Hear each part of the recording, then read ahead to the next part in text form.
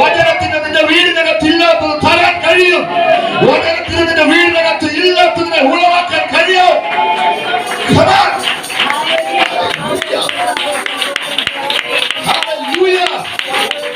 വചനത്താലാണ് അവൻ സകലവും സൃഷ്ടിക്കുന്നത്.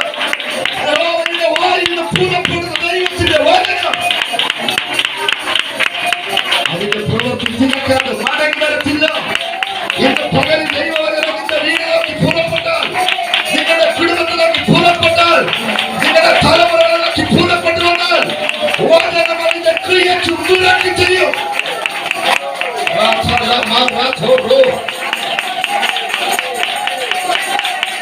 വചനം ചില കുടുംബങ്ങളിലേക്ക് ഇന്ന് പകലിൽ കയറി വരികയാണ്.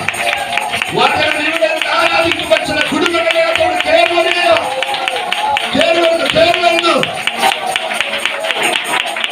വചനത്തിന്റെ പ്രവൃത്തി വെളിപ്പെടുത്തുക, വചനത്തിന്റെ സ്വഭാവം വെളിപ്പെടുത്തുക.